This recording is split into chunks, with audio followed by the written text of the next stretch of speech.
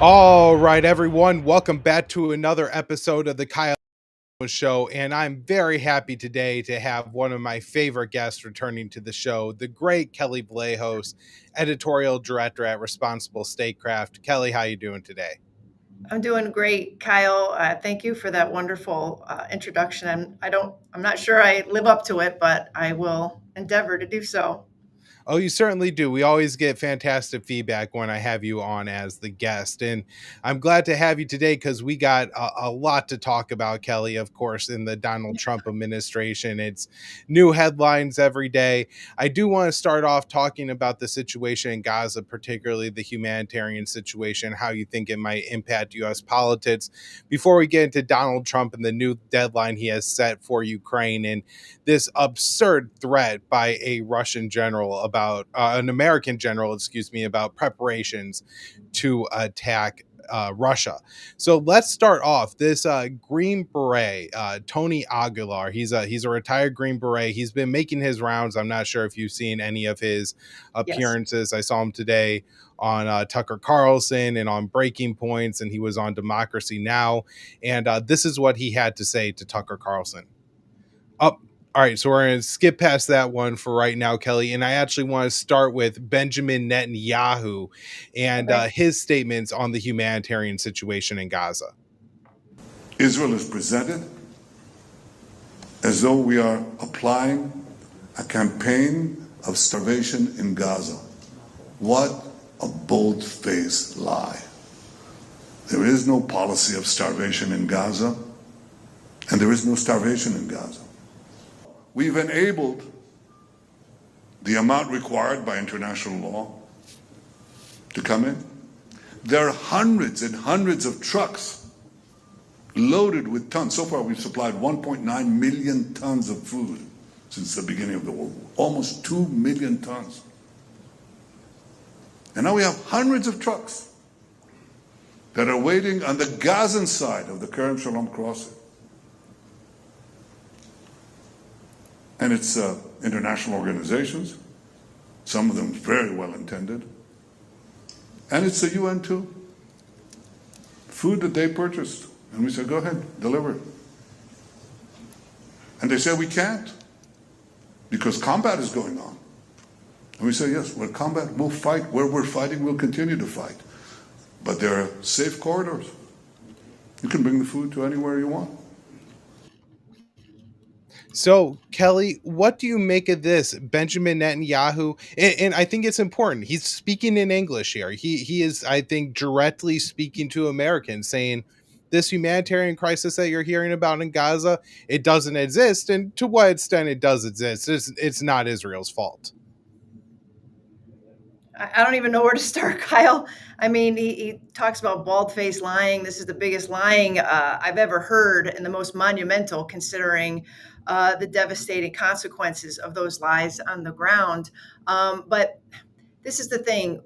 We could easily dismiss him as a liar, but he has a multi-million-dollar apparatus, a propaganda apparatus we call it Hasbara, effectively infecting the U.S. media bloodstream in terms of all of the vectors that have been activated to perpetuate these lies every day. In the last 72 hours, I can't put on a conservative talk radio show, a normie conservative talk radio show, or see a panel at think tanks like the Hudson Institute or flip on Fox News without seeing these talking points that he laid out there in English, repeated ad nauseum. So he has activated all of the people in this propaganda machine on every vector.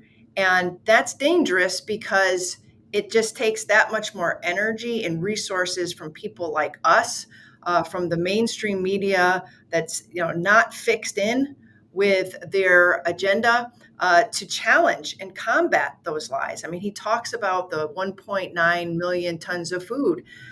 When you break all that down and you look in the numbers, it's not enough food for 3 people a day in the Gaza Strip.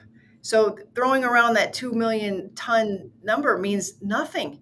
The trucks that are idling at the border, we know why they're not getting in. They're not getting in because Israel hasn't let them in. They've burdened them with all sorts of inspections and halts and rejections from the beginning of the war. They could let those trucks in anytime. They have all the weapons. They have all the power, all of the authority, and you're not going to tell me that they can't get those trucks in there and get that food safely delivered. Yeah, they were letting some trucks in. They were never letting any the amount of trucks necessary to feed people and provide them health care since the beginning of war that was necessary. They were getting like 500 trucks a day in before October 7th, and still that wasn't enough. Because if you remember, there was already a semi-blockade on the Gaza Strip when October 7th happened. After October 7th, I think it's been an average of 120 trucks a day. That's not enough to feed the population of the Gaza Strip. So he's playing fast and loose with all of these facts. And it seems like constantly we are trying to counter every talking point that comes out of Netanyahu's office. But I think the one thing that it's on our side are the images that are coming out from Gaza. I don't need to tell you how horrifying they are, and they're getting through to people. They're getting through to people that maybe up until this point had believed the lies by Israel. They had been committed to Israel and committed to funding this war. And now they're talking out. People like Marjorie Taylor Greene, people like Eric Prince. And they're not just talking about it from oh, this isn't good for US taxpayers. They're talking about it from a humanitarian perspective. And that's something I hadn't seen before this week. So I think Netanyahu is nervous. I think their people and their supporters here in the United States are getting nervous that they're losing the thread, that they're losing support. They see the polling, and they are in high gear to propagate these lies. I mean, you saw that news article. I think Dave DeCamp wrote about it last week, where they were literally going to bring all of these Christian Zionists and other MAGA news influencers on a trip to Israel. Come on. So they're nervous. They want to make sure that those people don't fall by the wayside and start turning against the war. And I do think that they are, with the help of what you're doing on the show, Tucker Carlson, Steve Bannon, Megyn Kelly, a lot of these conservative voices who are giving people permission to change their minds and to look at this from a different perspective. Yeah. Well, we do have that clip from retired Green Beret Tony Aguilar now. So I want to play that because I think it really contrasts well with Netanyahu and how he described the situation in Gaza. You've spent your life in combat zones. That's why I think your testimony is so compelling, because you have a frame of reference. You've seen a lot of destruction and a lot of killing in your life for 25 years. How would you compare what you saw in Gaza to what you've seen in, say, Afghanistan or Iraq? Nothing compares. Nothing I have seen in Iraq, in Afghanistan, in Baghdad, in Mosul, Sadr City, all throughout Afghanistan, Syria, the southern Philippines, some places where there's dense populations. I have never witnessed anything as brutal, destructive, violent, and I would say that steps far over our international laws of how we persecute wars and how we engage in warfare. We've long departed from that standard, and America is a part of it. So, Kelley, I think this could be a really powerful voice. This is, the media has largely been blacked out. The Palestinian journalists have been killed. And even when they were doing reporting, it was often dismissed as biased or pro-Hamas propaganda. But this man is clearly not speaking because of sympathies for Hamas. He seems very genuine, and his track record in the American military is going to give him a lot of credibility among Americans. And so I know you said you've seen some interviews that he's done. What do you make of what he's saying, and what do you think that the political impact could be? Yeah, I mean, I think this was a gut punch. I watched his first interview, or first major interview on Democracy Now, and I was floored. He was focused, laser focused on the facts, on what he had witnessed. He has immense credibility as a former Green Beret, immense credibility for somebody who's been on the ground and can tell us what's going on, since, as you know, international journalists are still not allowed in the Gaza Strip, and they cannot report from these sites effectively.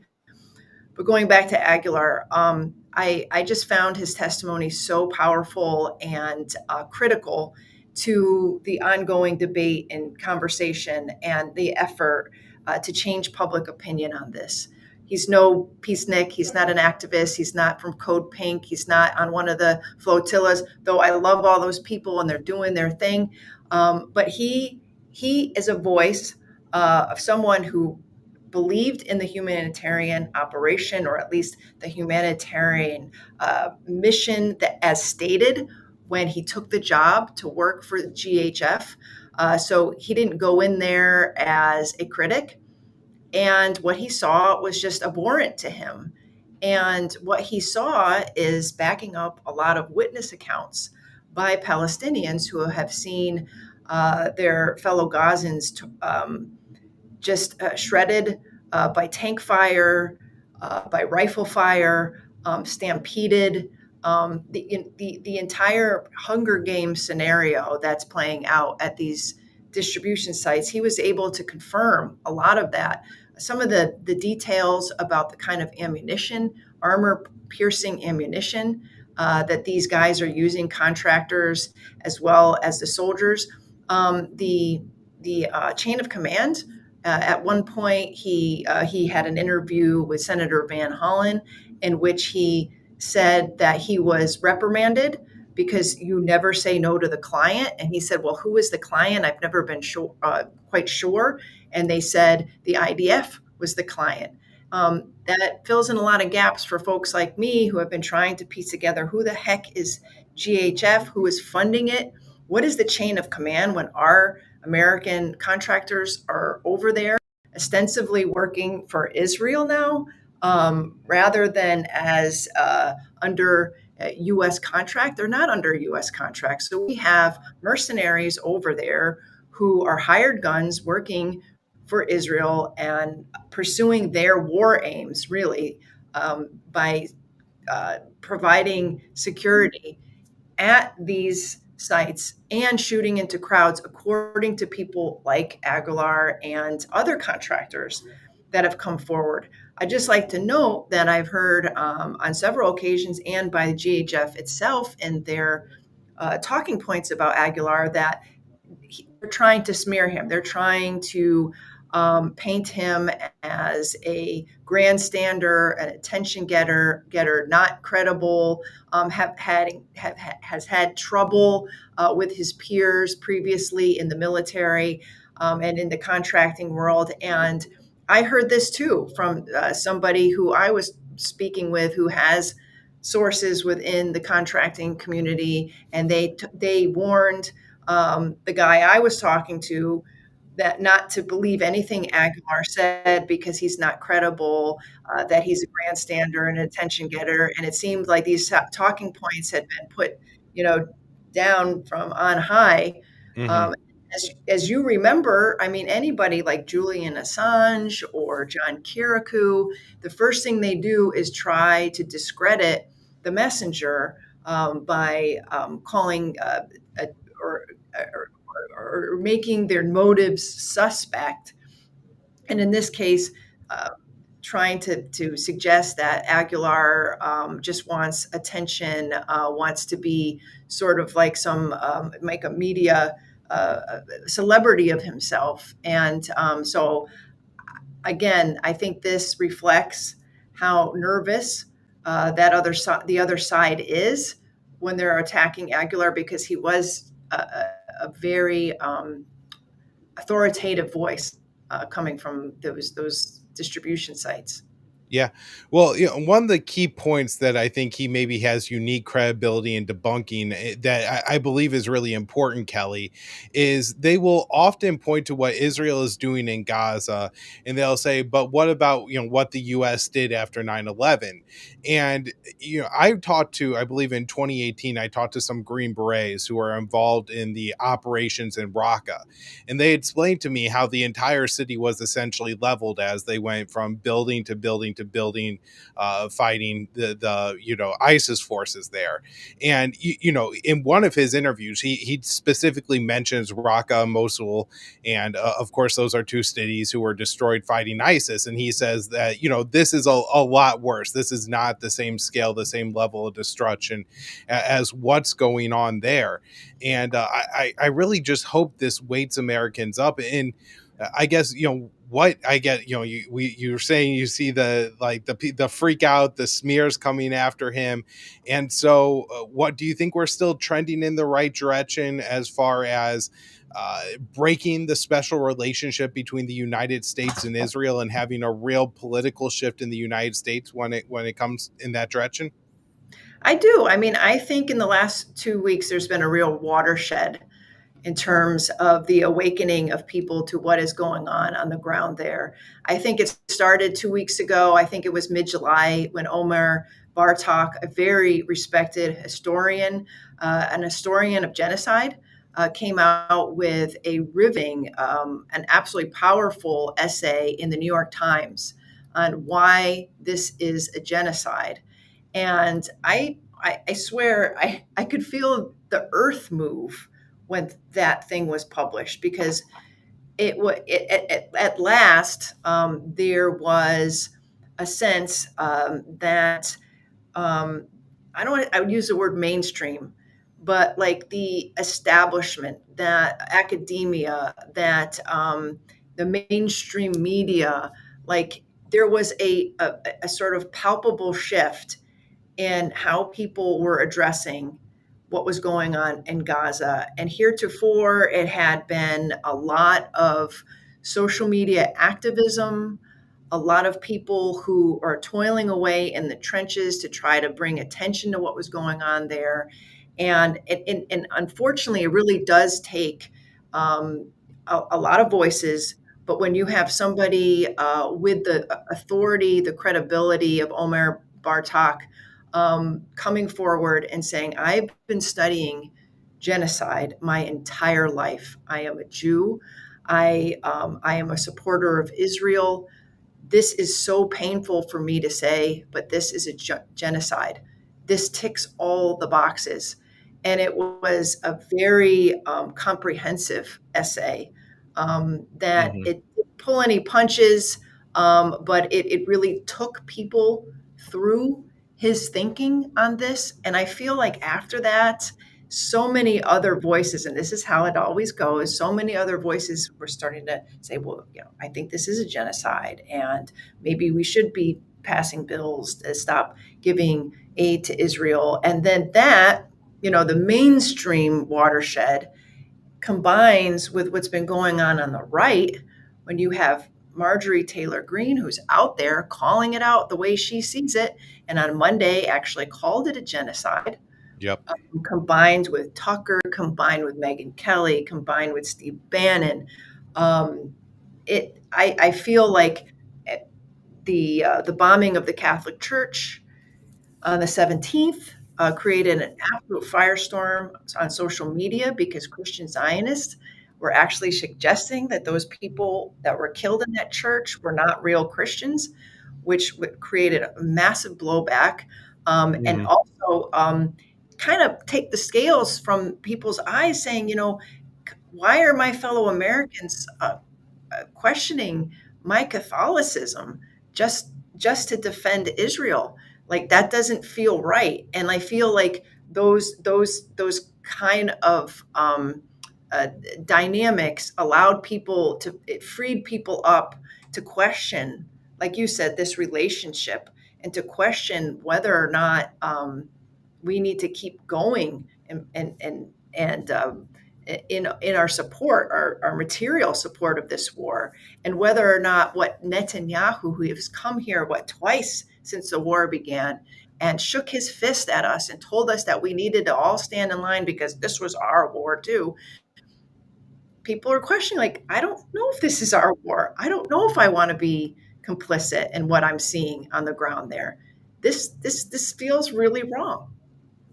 Yeah, no, I mean, all fantastic points, Kelley. I don't know if any of this is really getting through to President Donald Trump. I want to play this clip. I think it's a Monday. He's talking with Keir Starmer, the UK Prime Minister in Scotland. Prime Minister says that recognising the Palestinian state would be a concrete step towards a lasting peace. Do you agree with his position? Well, I'm not going to take a position. I don't mind him taking a position. I'm looking for getting people fed right now. To me, that's the number one position, because you have a lot of starving people. You have people that, the United States recently, just a couple of weeks ago, we gave $60 million. It's a lot of money. No other nation gave money. I know the Prime Minister would if he knew about it, and he really knows about it now because we're going to be discussing it. But we gave $60 million. Nobody said even thank you. Thanks. Somebody should say thank you. But other nations are going to have to step up.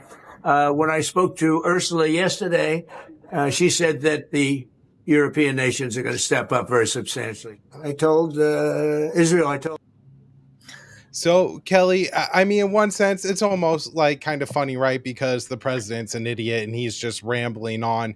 But in another, it's absolutely infuriating. And I can't imagine the hatred that's created for Americans around the world when the president is enabling the Israeli starvation of the Palestinians and then is asking them for a thank you.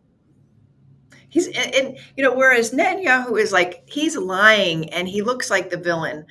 I mean, Trump is he's bullshitting. I mean, I've never seen somebody bullshit so hard and get away with it. And you see Keir Starmer, like, I don't know what he was doing with his hands and his nails. He looks so uncomfortable. I mean, okay, first of all, it wasn't 60,000. It was 60 million. It was $30 million that the State Department gave out of USAID funds to the GHF. So half of what he's saying. I mean, whatever. And then he goes, I guess, Keir Starmer didn't know about it, but he knows about it now. Yeah, Keir Starmer knew about it. The entire international community knew about it, and they condemned it. They said, get the UN in there. We don't want this GHF. It's shadowy. We don't even know if it's legal. This was before they even started killing people at the sites. They were like, this is not the way to distribute aid. So Keir Starmer knew fully of it and said, I don't want to be involved. And here's Trump just making stuff up making the scenario up out of thin air. Lastly, I do think Trump looked uncomfortable. I don't think he likes talking about this.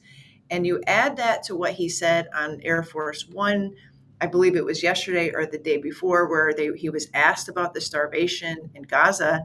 And he said, yes, there is starvation in Gaza. And anybody who doesn't think that is either not looking or is nuts. And in none of that exchange did he bring up Hamas. Now, did he say that Israel was culpable? No. Nor did he say that Hamas was to blame. Every time that his State Department, Tammy Bruce, is asked about this at the podium, she goes, well, it's all Hamas's fault. If they only release the hostages, they're going to get fed.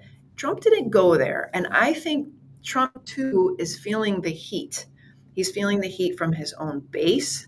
He's feeling the heat in the polling that is reflecting his worst approval ratings ever, and that his conservative base, particularly younger people under 30, aren't buying this anymore.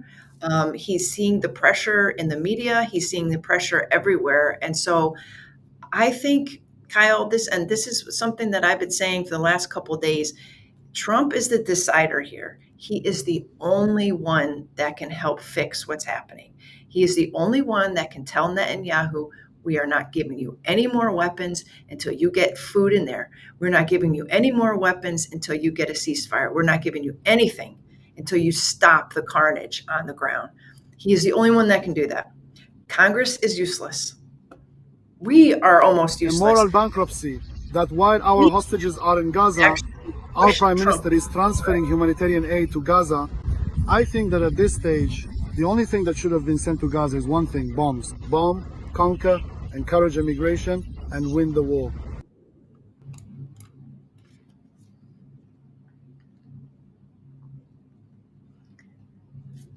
By myself, does this mean I'm hosting? Let me tell you something.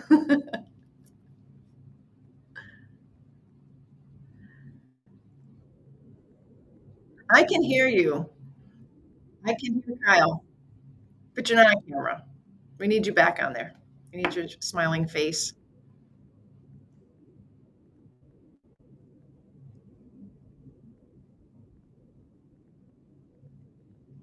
Sure. In all sense, your frustration with Vladimir Putin. Yeah. Do you think he's been lying to you about his intentions in Ukraine? Well, I don't want to use the word lying. All I know is we'd have a good talk, and it seemed on, let's say, 3 occasions, it seemed that we were going to have a ceasefire and maybe peace, and you divide it up and you do whatever you have to do, that obviously to get to the end. And all of a sudden, missiles are flying into Kiev and other places.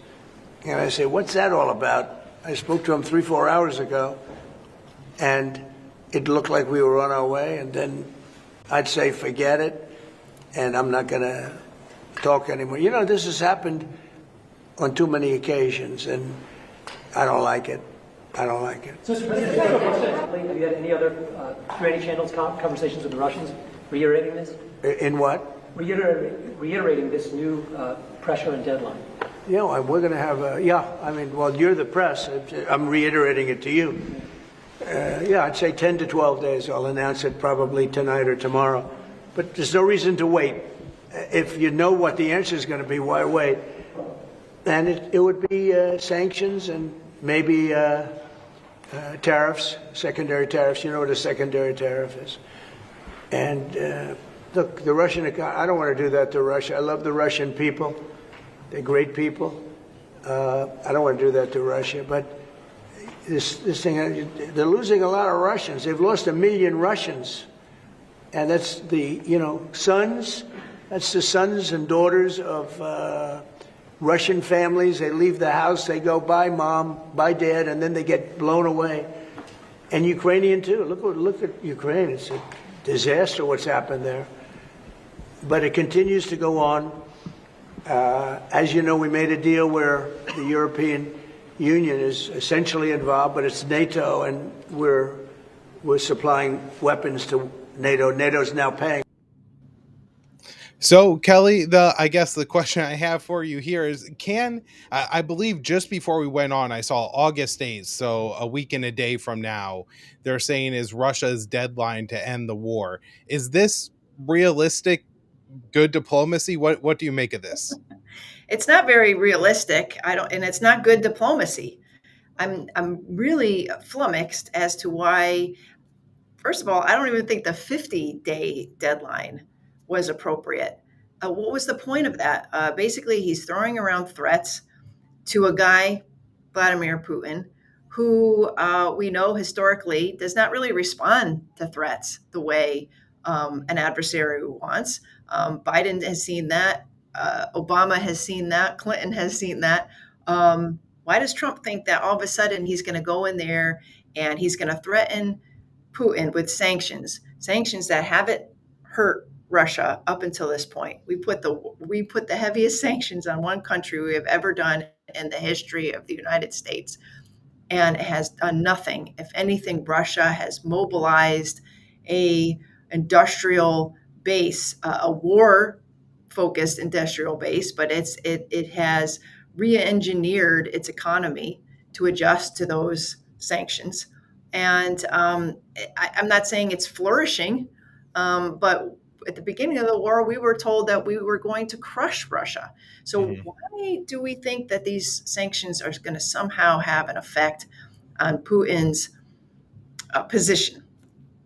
And they're secondary sanctions, so that would hurt our allies and partners, including the EU, India, China, Israel, Taiwan, the Philippines. So like he's going to have to carve out a lot of people. So I don't think the sanctions will be effective for anybody. And then the idea that he would somehow would require a ceasefire before any of this would happen. Russia's already said no ceasefire until we get some sort of framework, until we get some of our terms talked about in a substantial way. And so, like, I feel like Trump is firing empty bullets here, or whatever you call it, empty shells, and it's a lot of show. It's very performative, but I feel like it's going to blow back on him because when nothing happens at the end of the deadline, he is going to look weak, and then he'll likely lash out, and that's not going to help the process at all. Yeah, I mean, that's my concern, Kelley, is that really seems to be the pattern of his diplomacy during his second administration. Maybe the way it's really differentiated from his first administration, where you had a lot of bluster, but ultimately, at least he was able to engage in talks with the North Koreans. And I mean, he didn't go to war with Iran. He killed Soleimani, but that was provocative, but he didn't directly attack Iran at all. Where this time around, he seems to be getting himself into positions where he's setting deadlines, and then he feels like he has to do something, and he's escalating. I mean, this seems like utter insanity to me. Yeah, it's not focused. I mean, there was a lot of hope for Donald Trump after the inauguration in terms of him opening up conversations with the Russians for the first time, real conversations to get to a pathway for ending the war. And I think a lot of people, at least in my orbit, were very hopeful. But we also recognize that in order to do that, you have to have a team in place. You have to roll up your sleeves and do the hard work of diplomacy. It's not something that you can do with the two leaders at the top and say, "Hey, you do this, and and you give me that, and I'll give you that, and okay, war is over. Okay, let's bring in the Ukrainians, and we'll get them on board too." Like there seemed to be this fantastical notion of what ending the war might look like in Donald Trump's head. And as time went by, he did seem with Witkoff and I guess Keith Kellogg behind the scenes and opened up some of these areas for conversation. And we had the Istanbul talks, the first round, and there had been some hope. But the Russians are digging in. They're digging in because there doesn't seem to be any real movement towards addressing their core terms, and they are in the advantage. They have the battlefield advantage. So saying that we need to address their terms is not like saying, let's reward Russia for invading in 2022. It's just being realistic. And what are their core terms? Their core terms are keeping Ukraine out of NATO, no more NATO expansion, and also ensuring that there won't be NATO troops or European troops or US troops stationed after the war in Ukraine. But instead, we're talking about ceasefire, we're talking about territorial negotiations, and things that the Russians they're not interested in. They'd rather hold out until they get what they want. And so it's not a big surprise that they said, okay, Trump, we're willing to talk, but don't think you're going to tell us ceasefire until we see something for it in return. And he got so frustrated after that. This is not to say that the Russians are great, that they're all roses and butterflies and unicorns, and that Zelensky and Trump are all the villains in this scenario. It's just to say that there doesn't seem to be a real acknowledgement of reality and what real diplomacy looks like. I feel like Trump has great instincts on this war, and he's got good instincts on Russia and trying to open up relations again so that we have some normalcy, or try to have some normalcy in the region. But he doesn't have the follow through yet. I'm hoping he can get a team in place, but Kyle, I'm just not sure. And then when he throws around these ultimatums, you start thinking that he's not altogether serious, and that he might be looking for an off ramp himself to just walk away from it. Yeah. Well, I think the concern there is, when he sets the deadlines, now the Democrats are calling him Taco Trump, and, how he always folds and gives in and everything like this. And Yeah. in some respects, his trade policy, that does seem to be a somewhat accurate criticism of him. But now that, when they apply it to foreign policy, they're using it to bully the president in a more aggressive direction. And one of my concerns is, if we talk about lashing out and this conflict escalating, you have real nut jobs within the NATO establishment. And I want to play this last clip for you. This is General Chris Donahue discussing how NATO could respond to Russia. If you look at Kaliningrad, you can argue back and forth, but it's about 47 miles wide, surrounded by NATO on all sides. There's absolutely no reason why that A2AD bubble, to deter Russia, we cannot take that down from the ground in a time frame that is unheard of and faster than we've ever been able to do. We've already planned that. We've already developed it.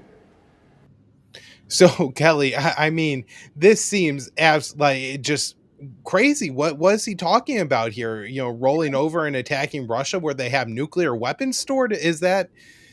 Can that really be possible? But if you have somebody saying this to Donald Trump and he's really mad at the Russians, right, who knows what kind of escalation we see? I share your concern here, because we saw this in the Iran scenario earlier this summer in June. Mm-hmm. So he starts off saying he doesn't want to go to war with Iran. He's engaging in diplomatic talks with Iran, but he's getting pressured by Israel to do something, to end the talks, to engage in ultimatums. Then Israel just blasts away. We don't know if we had anything to do with that to this day, but I think Trump saw that Israel was performing powerfully, and he got suckered in at some point by the idea that he could have some quick victory by telling Iran what was what, bombing its nuclear facilities, and then coming out of it and saying, I don't want a protracted war. I just wanted to send a message on behalf of the United States that we're not going to tolerate your nuclear ambitions. And it did seem, Kyle, that he did indulge a more militaristic, path to what should have been a successful deal on paper that would have curbed those nuclear ambitions without having to drop very expensive bombs on their facilities. What's going to stop him from doing the same or attempting the same in Russia? I don't know. I can say that Russia is not just going to roll over, and we're not assured it's going to respond with a conditional, small, limited, retaliatory response that we call Trump up ahead of time and warn him it's coming. So I don't know what he'd be thinking. I'm just hoping that there are obviously cooler minds within his administration. But as you can see there, I mean, there is an entire ecosystem in the U.S. military and in NATO that really wants to go to war with Russia. If they don't personally want to go, they want to prepare for it, and they love to talk about it, and they love to boast, like this general was, about our capabilities. Even the prepping and the boasting and the exercising, all that has a provocative effect on the situation. It could lead us into war, whether or not these guys are really serious about going to war with Russia. And so those people are very frightening. But unfortunately, I feel like they vastly outnumber the restraint voices in the government and here in the United States. I've been hearing from folks, for weeks now that Europe is not the people, but the leadership is four square behind and in support of going to war. Maybe not going to war with Russia, but preparing for it, and seeing the war through Ukraine, and not ceding anything to Russia. and they will spend every dime to do that. And they will spend all their time convincing people here in Washington that that's the right thing to do. So, I mean, we have a Herculean task ahead of us to try to convince Trump and people in his administration that we need to get this thing back to the bargaining table, because else, like you said, we could trip the nuclear wire, and it could happen at any time. Well, Kelley, thank you so much for coming back on the show today. I have so many more things I'd love to ask you about, but we should wrap it up there. Everybody, be sure to check out Responsible Statecraft. There's really more good articles on that website than I could run at antiwar.com. And so if you want some really good analysis, be sure you're checking out the Responsible Statecraft website every day, and especially everything that Kelley writes. So Kelley, thank you, and I hope we could do it again soon. Absolutely. Thank you, Kyle.